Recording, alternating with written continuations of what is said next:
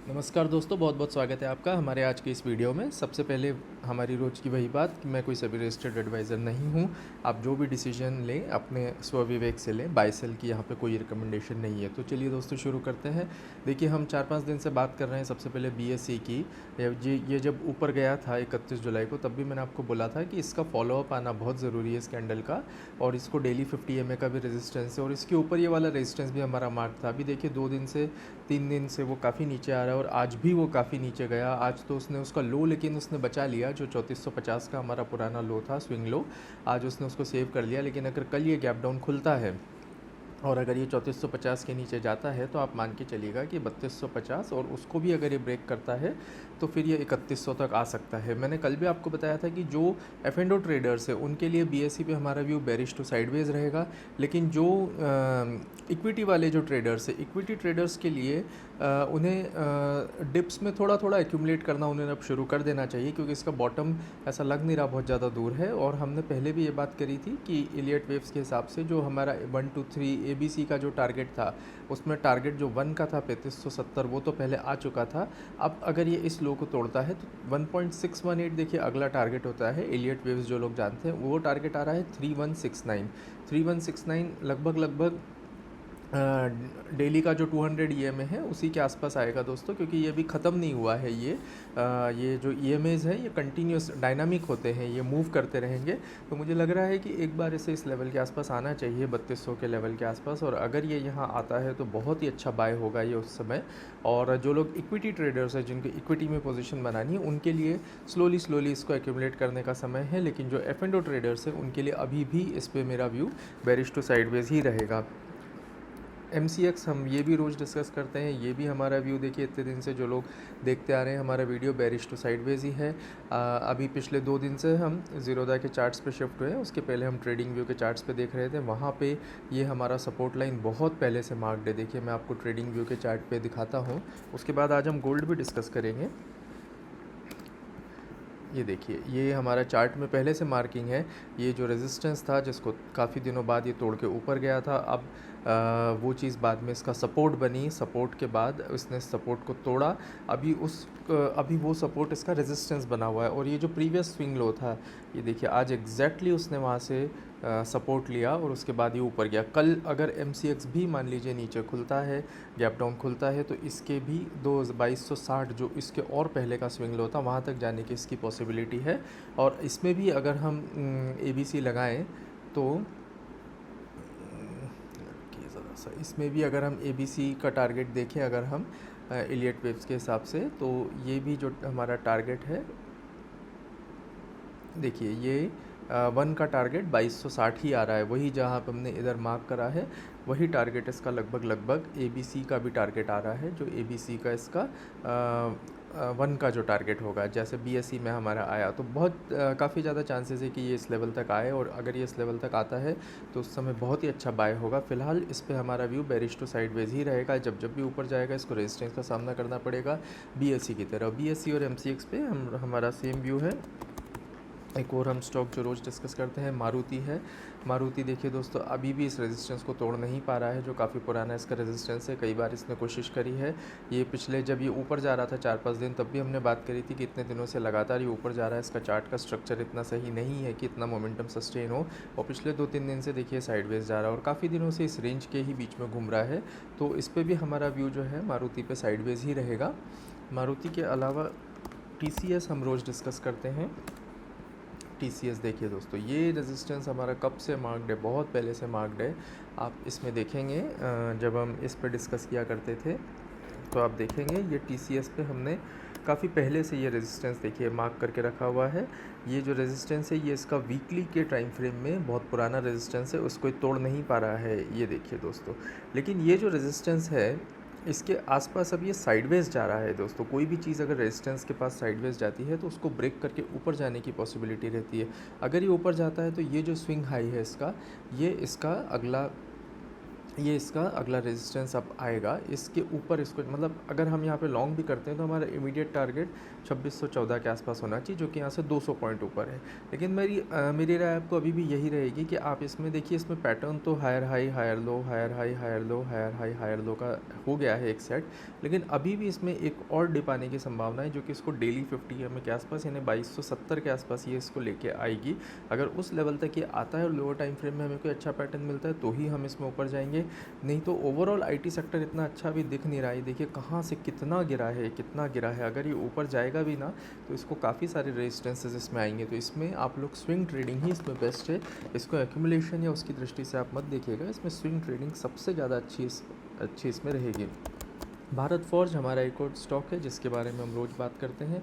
देखिए अभी भी भारत फोर्ज उस रेंज में ही फंसा हुआ है, 1 महीने से ज़्यादा हो गया भारत फोर्ज उस रेंज को नहीं तोड़ पा रहा है।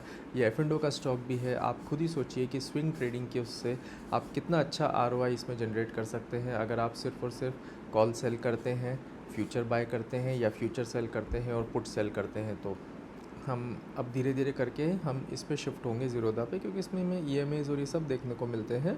ट्रेडिंग व्यू के फ्री वर्जन में हमें वो सब चीज़ें नहीं मिलती है, इसलिए अब हम इस पे शिफ्ट होंगे। ये जो अभी हमने TCS का रेजिस्टेंस मार्क करा है, अब हम भारत फोर्ज का चार्ट इसी पे देख लेते हैं। ये देखिए भारत फोर्ज, ये हमने कल मार्क करा था अभी भी, लेकिन ये अब देखिए ये वही पिक्चर हो रहा है जो लगभग यहाँ था, जो ये लगभग जून में जो पिक्चर था इसका, ये रेजिस्टेंस था, उसको ये साइडवेज जाके इसने जो तोड़ा था, अभी तक प्राइस उस लेवल पे नहीं आई है। और अब देखिए ये अब ये इसका रेजिस्टेंस है, ये जो 29 जून की कैंडल का जो हाई है, अभी तक इसने इसको तोड़ा नहीं है, लेकिन इसका लो भी नहीं तोड़ा। अब देखिए दोस्तों, इस कैंडल का जो लो, मैंने आपको कब से बोल रहा हूँ कि ये बहुत इंपॉर्टेंट है, और अब देखिए उसी के डेली 50 EMA भी वहीं पे करस्पॉन्डिंग हो गया है। अब जैसा कि क्योंकि डायनामिक रहता है, जो ब्लैक लाइन है डेली का 50 EMA है, इसलिए मेरे हिसाब से अगर कोई भी डिप यहाँ तक आती है, इसमें 2100 के लेवल तक अगर कोई भी डिप इसमें आती है तो ये काफ़ी अच्छा बाय होगा। इसमें अभी हम बेरिश बिल्कुल नहीं होंगे, हमारा इसमें व्यू अभी बुलिश टू साइडवेज ही रहेगा। रिलायंस एक और स्टॉक है जिसके बारे में हम रोज़ डिस्कस करते हैं। देखिए रिलायंस भी एक रेंज में फंसा है। रिलायंस की शायद हमने इस चार्ट के अकॉर्डिंग मार्किंग नहीं करी थी, ट्रेडिंग व्यू के चार्ट के। रिलायंस इंडस्ट्रीज़ की भी हम मार्किंग कर देते हैं। ये देखिए दोस्तों, ये जो पुराना स्विंग लो था 4-5 दिन पहले, उसने उसको रिटेस्ट करा डेली 50 EMA के ऊपर। एक भी बार इसने अभी तक कन्विंसिंगली क्लोज हमें नहीं दिया है। यहाँ पे ये देखिए कब से ये डेली 50 EMA के नीचे चल रहा है। ये 6 जनवरी की जो कैंडल थी इस साल की शुरुआत की, मतलब 8 महीने पहले, जब ये 5% नीचे गिरा था एक ही दिन में, उसके बाद से आप देखिए डेली 50 EMA के नीचे इसने इतनी कन्विंसिंग क्लोज दी थी उस दिन। उसके बाद से जब जब ये डेली 50 EMA के ऊपर जाना है की कोशिश करिए, ये मतलब नीचे आया है। बीच में ये 27-28 अप्रैल वाला हफ्ता था जब ये काफ़ी ऊपर गया था, लेकिन पूरी रैली इसने गिव अवे कर दी और ये काफ़ी नीचे आ चुका है। अभी भी ये डेली 50 EMA के आसपास स्ट्रगल कर रहा है, लेकिन ये इसका स्विंग लो है, इसको ये काफ़ी दिनों से प्रोटेक्ट कर रहा है। और जिन जिन लोगों की शॉर्ट पोजीशन है, वो शॉर्ट पोजीशन कवर करने का समय है इसमें। अगर कल ये गैप डाउन ओपन होता है ऊपर, ये जब भी जाएगा दोस्तों, तो ये जो रेजिस्टेंसेज हैं इसके आसपास ये जब भी आता है तब हम इसमें शॉर्ट करने का सोचेंगे, उसके पहले हम इसमें शॉर्ट करने का नहीं सोचेंगे। और ये भी अभी बहुत ही अच्छा चल रहा है स्विंग ट्रेडिंग के हिसाब से। अब हम हमारे ट्रेडिंग व्यू के चार्ट में ये सब चीज़ें मार्क कर देते हैं, ताकि हमें बार बार ज़ीरोधा के चार्ट में, ताकि हमें बार बार ट्रेडिंग व्यू के चार्ट पे नहीं जाना पड़े। सबसे पहले डेली 50 EMA इसका रेजिस्टेंस होगा, फिर ये जो रेड लाइन है 200 EMA है, ये इसका रेजिस्टेंस होगा, फिर EMA क्रॉसओवर होगा। तो इतनी आसानी से दोस्तों ये ऊपर जाने वाला ऐसा नहीं लग रहा है, क्योंकि इसके वो भी रेजिस्टेंसेस बहुत है। तो मार्केट पे अभी भी हमारा व्यू बेरिश टू साइडवेज ही रहेगा, बीच बीच में स्पाइक्स ज़रूर आते रहेंगे। अब हम जल्दी से बैंक देख लेते हैं, तो हमारा वीडियो काफ़ी लंबा हो जाता है, इसलिए इस बार मैं जल्दी कर रहा हूँ थोड़ा। देखिए ICICI बैंक, हम इस पर हमारा ट्रेडिंग व्यू का जो है उस पर एक बार जाके हमारी मार्किंग्स इधर ले आते हैं। देखिए जब ये ऊपर गया था, मैंने आपको कहा था कि ये यहाँ पे इसका ये लोअर हाई बना है। अब आप देखिए ये अभी तक इस ट्रेंड में था, higher high higher low, higher high higher low. पहली बार इसने लोअर हाई बनाया है। लोअर हाई के बाद अब अगर ये इसकी हमारी रेंजेस एकदम क्लियर है दोस्तों, मैं आपको यहीं पे ड्रॉ करके दिखा देता हूँ। देखिए ये जो हाई है स्विंग हाई, और ये जो स्विंग लो है, अब ये 2 लेवल्स हमारे लिए बहुत इंपॉर्टेंट हो गए हैं, क्योंकि इस हाई के कंपैरिजन में इसने यहाँ पे लोअर हाई बनाया है। अब अगर ये जाता है तो ही हम इसमें ऊपर की तरफ बुलिश होंगे, और नहीं तो अगर ये 24 जुलाई का लो अगर जाता है तो फिर ये डेली 50 EMA तक एक बार ज़रूर आएगा, 1380 तक। फिलहाल ये पूरी तरह से साइडवेज चल रहा है दोस्तों। कोई भी स्टॉक आप देखेंगे ना दोस्तों, काफ़ी दिनों तक वो उसकी पूरी लाइफ टाइम में वो 70% टाइम साइडवेज ही रहता है। वो 30% टाइम ही ऐसा होता है जब वो ऊपर या नीचे कन्विंसिंग मोमेंटम में रहता है। हमें वही चीज़ें पकड़नी है। हमें एफ&ओ स्टॉक्स में हेजिंग करके, जैसे मैंने आपको बोला, रोज़ बोलता हूँ मैं, फ्यूचर बाय, कॉल सेल या फ्यूचर सेल या और पुट सेल करके हमें अपना ROI उसमें काफ़ी ज़्यादा इम्प्रूव करना है। हम उसमें कर सकते हैं। ICICI बैंक में अभी के लिए हमारा व्यू एकदम साइडवेज रहेगा। एक्सिस बैंक हम डिस्कस करते थे पहले। देखिए एक्सिस बैंक, मैं आपको एक बार, शुरू में हमें थोड़ा सा समय लगेगा क्योंकि हम इस पे शिफ्ट हो रहे हैं। ये देखिए एक्सिस बैंक, ये देखिए दोस्तों, काफ़ी पहले की लाइन ये मेरी ड्रॉ थी। इसने यहाँ पे सपोर्ट लिया, उसके बाद इसमें अब एक अच्छा खासा बाउंस आया, उसके बाद ये अभी वापस से ये वापस से साइडवेज जा रहा है। अभी भी इसको काफ़ी ज़्यादा रेजिस्टेंस है एक्सिस बैंक को। हम रोज़ यही बात कर रहे हैं, कोई भी चीज़ इतनी आसानी से और इतनी जल्दी ऊपर नहीं जाती है। ओके, ये जो लाइन थी, और अब देखिए इसको, अभी ये डेली का जो 200 EMA है उस पे ये रेजिस्टेंस ले रहा है। अगर ये उसको पार करता है, डेली के 50 EMA पे रेजिस्टेंस लेगा। ये जो गैप है इसका रेजिस्टेंस लेगा। अभी इसमें काफ़ी रेजिस्टेंसेस है दोस्तों, इसलिए अभी भी हम इसमें बिल्कुल भी बुलिश ऐसा नहीं होंगे। ये देखिए, ये जो गैप है इसका रेजिस्टेंस होगा। ये अगर ये ऊपर जाता भी है तो 1280 1300, ये जो जोन है ये पूरा, ये इसके एक रेजिस्टेंस के रूप में रहेगा। तो अगर कोई लॉन्ग है अभी से, तो यहाँ पे एक बार प्रॉफिट बुकिंग के लिए देख सकता है, और यहाँ पे हमें कोई पैटर्न मिला तो हम एक डिप के लिए इसमें फिर से खेल सकते हैं। इसमें हमारा व्यू फिलहाल बेरिश टू साइडवेज ही रहेगा। HDFC बैंक हम देखें, देखिए HDFC बैंक भी हम इस पे देखते हैं। ये दोस्तों प्राइस एक्शन जो है ना, ये इसका एनालिसिस आप करेंगे, आपको इतना मज़ा आएगा। देखिए HDFC बैंक देखिए आप, ये हमारी बहुत पहले से लाइन ड्रॉ है। इसने यहाँ पे 28 जुलाई को सपोर्ट लिया था, उसके बाद ये इसमें थोड़ा सा एक बाउंस आया था, उसके बाद आज इसने फिर वहीं पे सपोर्ट लिया है। अब देखिए दोस्तों, कितने अच्छे से सपोर्ट और रेजिस्टेंसेस काम करते हैं। अब हम इस पे देखते हैं हमारे HDFC बैंक को। अब देखिए दोस्तों, ये हमारा उस दिन का ये था। अब अगर ये लाइन जाती है, अब अगर ये सपोर्ट जाता है, तो इसके बाद दूसरा स्विंग लो भी इसका यही है सपोर्ट। तो ये जो सपोर्ट है इसके लिए बहुत ज़्यादा क्रुशियल है HDFC बैंक के लिए, इसलिए बार बार यहाँ पे सपोर्ट ले रहा है। देखिए ये स्विंग हाई बना था इसका 30 मार्च को, उसके बाद जब ये नीचे आया था तो इसने 9 जून के आसपास फिर यहीं पर सपोर्ट लिया था। फिर इसने 28 जुलाई को फिर यहीं सपोर्ट लिया, फिर इसने 5 अगस्त को फिर यहीं पर सपोर्ट लिया। तो ये बहुत तगड़ा सपोर्ट है। अगर ये जाता है ना दोस्तों HDFC बैंक का, तो आप मान के चलिए मार्केट फिर काफ़ी नीचे आ सकता है, क्योंकि एक हैवी वेट है HDFC बैंक निफ्टी दोनों में। उसके बाद जो इसका अगला सपोर्ट है वो काफ़ी नीचे है, वो सीधा ये वाला लेवल है दोस्तों, 680 का लेवल है। तो अगर ये लेवल जाता है तो आप मान के चलिए निफ्टी भी 500-700 पॉइंट नीचे आ सकता है, बैंक निफ्टी भी आ सकता है। और फ़िलहाल की कंडीशन को देख के ऐसा लग रहा है कि मार्केट में एक नीचे का लो और ज़्यादा बनने की संभावना है, क्योंकि अनसर्टेनिटी, जियोपॉलिटिकल अनसर्टेनिटी बहुत ज़्यादा चल रही है। उस हिसाब से एक बार और हो सकता है कि ये नीचे आए। तो लेकिन अभी फ्रेश शॉट्स HDFC में बिल्कुल नहीं करेंगे हम, क्योंकि ये सपोर्ट के पास है। सपोर्ट के पास कभी भी हम किसी भी चीज़ का फ्रेश शॉट नहीं करते हैं।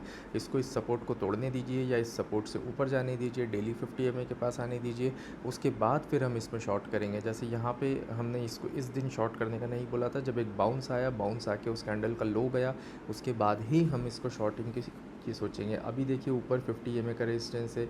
इस कैंडल 20 जुलाई की जो कैंडल है गैप डाउन वाली, इस कैंडल का हाई इसके लिए एक अच्छा खासा रेजिस्टेंस रहेगा। अगर ये सारे रेजिस्टेंसेस के आसपास हमें कोई नीचे का पैटर्न मिलता है तो हम इसमें शॉर्ट करेंगे, नहीं तो हम उस समय के प्राइस एक्शन को देखते हुए उसकी स्टडी करेंगे। अभी अगर ये गैप डाउन होता है, मान लीजिए गैप डाउन के बाद ये सपोर्ट को रिटेस्ट करने अगर आता है, अगर ये, और उस समय हमें ऐसा लगता है कि सपोर्ट अब रेजिस्टेंस बन चुका है लोअर टाइम फ्रेम में 5 मिनट 15 मिनट में, तो ही हम इसमें शॉर्ट की दिशा में खेलेंगे। फ़िलहाल इसमें हमारा व्यू साइडवेज ही रहेगा। SBI एक बार और देख लेते हैं हम। SBI हम पहले यहाँ से हमारा वो उठा लेते हैं दोस्तों, SBIN। देखिए SBI भी अभी भी उस रेंज में ही चल रहा है। ये जो बड़ी कैंडल आई थी 8 मई की, जो लगभग 6% नीचे की थी, उस कैंडल के मीडियन के आसपास है ये अभी भी। देखिए दोस्तों, ये जो मीडियन है इस कैंडल का, बीच का समझ लीजिए, ये बहुत इंपॉर्टेंट होता है। कोई भी हाई वॉल्यूम कैंडल अगर रहती है इस तरह की, उसका मीडियन हमेशा इंपॉर्टेंट रहता है। देखिए आप, उसकी प्राइस सिर्फ उसके ऊपर जा ही नहीं पा रही, उसको तोड़ ही नहीं पा रही है, लेकिन ये काफ़ी दिनों से साइडवेज जा रही है। लेकिन अगर प्राइस इसको तोड़ती भी है तो इसका अगला रेजिस्टेंस यहीं पास में ही है, ज़्यादा दूर नहीं है, 1107 का रेजिस्टेंस है इसका। तो जब जब भी इन सब चीज़ों में उछाल आएगा, जब जब भी इन सब चीज़ों में कुछ ऐसा आएगा, तो इनके ऊपर रेजिस्टेंसेस एक्चुअली बहुत ज़्यादा क्रिएट हो गए हैं दोस्तों। रेजिस्टेंस ये जो है एसबीआई अगर 1108 के आसपास आता है, उसके बाद हम इसे नीचे की तरफ शॉर्ट करने का सोचेंगे, और सपोर्ट तो इसका फिक्स ही है। हालांकि काफ़ी नीचे, ये प्रीवियस स्विंग लो का जो सपोर्ट है, जो इसने डेली 200 ईएमए पे लिया था, ये इसका इमीडिएट सपोर्ट है। और उसके बाद ये जो प्रीवियस स्विंग लो है, ये इसका अल्टीमेट सपोर्ट है 933। तो अभी भी देखिए दोस्तों, कितने दिनों से रेंज बाउंड चल रहा है, कितने दिनों से। और एसबीआई का तो नेचर ही है, काफ़ी ज़्यादा रेंज बाउंड रहता है। आप पुराना चार्ट भी, इसकी पूरी हिस्ट्री आप देखेंगे तो ये इस तरह के मूव्स जो आते हैं ना एसबीआई में, बहुत ही कम आते हैं दोस्तों। तो इसलिए हमें इसमें हमेशा हेज रह के, या हमारी अगर इसमें इक्विटी की पोजीशंस है, तो हम इसमें ऊपर के कॉल सेल करके बहुत अच्छा आरओआई कमा सकते हैं। अब दोस्तों, आज से हम गोल्ड और सिल्वर का भी एनालिसिस स्टार्ट कर रहे हैं। उसके लिए हमें इंटरनेशनल चार्ट पे जाना पड़ेगा, क्योंकि हम इंटरनेशनल मार्केट से ही हमारे मार्केट के भी प्राइसेस इसमें डिराइव होते हैं। बीच के अगर हम टैक्सेस वगैरह छोड़ दें, जिस दिन कोई टैक्स की न्यूज़ आती है कि सरकार ने इम्पोर्ट ड्यूटी बढ़ा दी, ऐसा कर दिया, उसके अलावा इंटरनेशनल मार्केट से ही हमारा ये तय होता है। इंटरनेशनल मार्केट गोल्ड का लगभग पूरे दिन भर ही चालू रहता है, कुछ बीच में 1-2 घंटे बंद रहता है, जबकि हमारा मार्केट रात को 11:30 बजे बंद होके फिर सुबह हमारा मार्केट 9 बजे खुलता है। इसलिए इंटरनेशनल मार्केट के हिसाब से ही हमें गोल्ड को देखना पड़ेगा। देखिए, गोल्ड जो है अभी डाउन ट्रेंड में था, अब बहुत दिनों से कंसोलिडेट कर रहा है। आज इसमें एक बहुत ही अच्छी कैंडल आई है। लेकिन गोल्ड अब इसमें देखिए क्या है, देखिए दोस्तों, ये जो प्रीवियस स्विंग हाई था, अगर हम इससे एक सपोर्ट इस तरह की हम लाइन ड्रॉ करें, और यहाँ से हम एक सपोर्ट लाइन ड्रॉ करें इसकी, ये सपोर्ट की लाइन हम ड्रॉ करें, तो गोल्ड ने समझ लीजिए इस एक तरह का ये जो ट्रायंगल बन रहा था, इसका आज एक बहुत अच्छा कैंडल से ब्रेकआउट दिया है।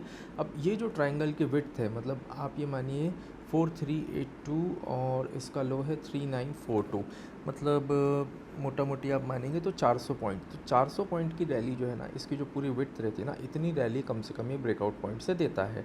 ऐसा एक रफ़ आइडिया एक ऐसा रहता है।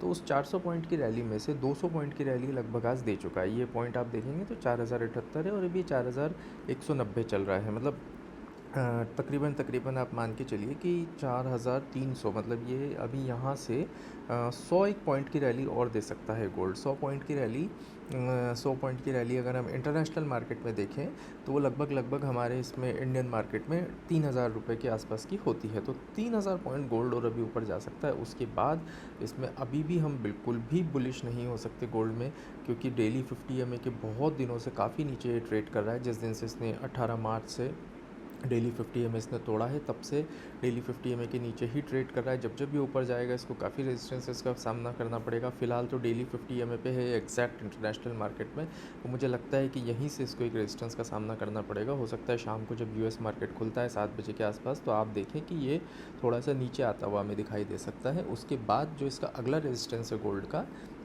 वो यही यही रहेगा, जहाँ से हमने ट्रेंड लाइन ड्रॉ करी है ना, 4382, ये इसका अगला रेजिस्टेंस रहेगा, जो कि अभी की करंट प्राइस से लगभग $200 दूर है दोस्तों। $200 दूर करंट प्राइस से होना, इसका मतलब है हमारे मार्केट के हिसाब से 6000 रुपये ऊपर। इंडियन मार्केट जो अभी चल रहा है गोल्ड का, जो अभी हम उसका चार्ट भी देखेंगे।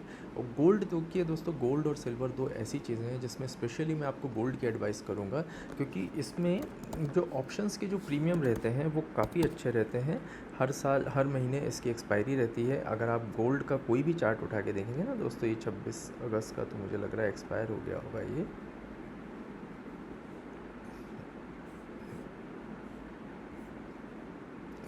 गोल्ड, जी हाँ, गोल्ड देखिए, ये बड़ा गोल्ड का चार्ट है MCX का। ये देखिए, अभी हमारे ये इंडियन चार्ट ऐसा आपको इसलिए दिख रहा है क्योंकि हमारी एक्सपायरी रहती है हर महीने, तो इस वजह से ये चार्ट हमारे लिए इतना रिलायबल नहीं है। ये हमें एंट्री और एग्ज़िट जो है वो अपने चार्ट के हिसाब से लेना है, लेकिन हमारा जो व्यू बनाना है, हमें क्या सपोर्ट है, क्या रेजिस्टेंसेस है, वो हमें इंटरनेशनल चार्ट के अकॉर्डिंग देखना पड़ेगा। फ़िलहाल देखिए, जैसा कि मैं आपको बोल रहा था, अभी हमारे यहाँ इसका रेट चल रहा है बड़े गोल्ड का।